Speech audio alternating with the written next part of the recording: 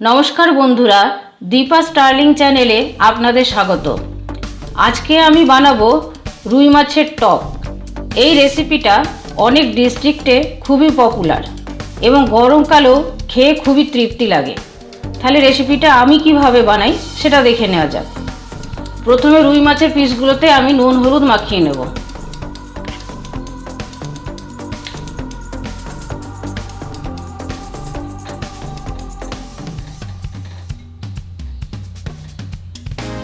এবারে একটা শুকনো লঙ্কা আর মেথি ভেজে নেব।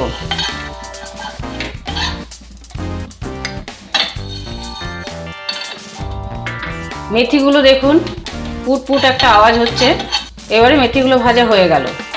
এখন এগুলো ঠান্ডা করে গুঁড়ো করে নেব।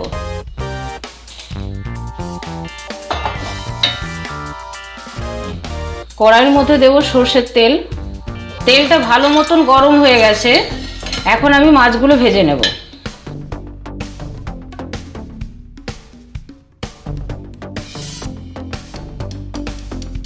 একটা সাইড হয়ে গেছে, আমি উল্টিয়ে দেবো মাছগুলো।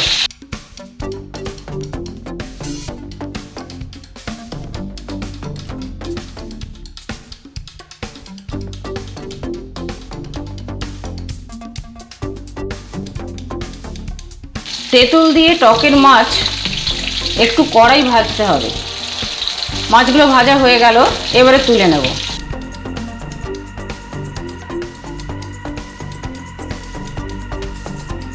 মাছগুলো ভেজে তুলে নেওয়ার পর ওই তেলের মধ্যেই দেব 5 ফোড়ন হাফ ছোট চামচ।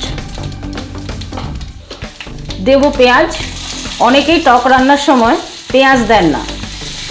পেঁয়াজটা ভেজে নেব। এই রান্নাটা করা খুবই সহজ। যারা টক খেতে ভালোবাসেন তাদের এই রান্নাটা খুবই ভালো লাগবে খেতে। ওয়েস্ট বেঙ্গলে কয়েকটা ডিস্ট্রিক্টে বর্ধমান, বীরভূম, মুর্শিদাবাদ এইসব জায়গাতে এই রেসিপিটা খুবই প্রচলিত। ছোট মাছের টক আমরা অনেকেই খাই, কিন্তু বড় মাছের টক এইসব জায়গাতে বেশি প্রচলিত।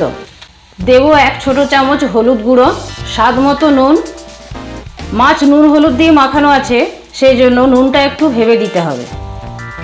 মিশিয়ে নেব।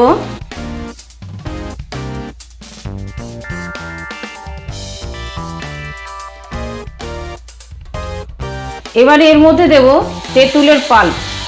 তেঁতুলের পাল্পটা একটু ছেঁকে দেব। যারা যেমন টক খেতে পছন্দ করেন তারা সেই রকমভাবে তেঁতুলের পাল্পটা কম বেশি করে দেবেন। তেঁতুলের মধ্যে নোংরা থাকে, এগুলো একটু ছেঁকে দিতে পারলেই ভালো। দিয়ে দেব অল্প জল। তেঁতুলের টকটার ভালো মতো স্বাদ আনার জন্য দেব 1 চামচ চিনি। ফুটিয়ে নেব।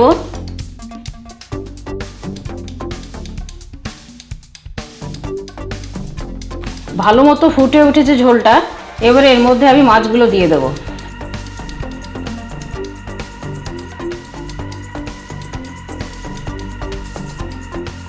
এই রেসিপিটা অতিরিক্ত গরমে খুবই তৃপ্তিদায়ক। একটু ফুটে উঠবে। তেঁতুলের মধ্যে মাছগুলো যতক্ষণ থাকবে তত স্বাদ বাড়বে।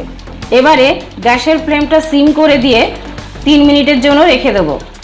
সবশেষে দিয়ে দেব মেথি আর শুকনো লঙ্কা ভেজে যেটা গুঁড়ো করে রেখেছিলাম সেটা।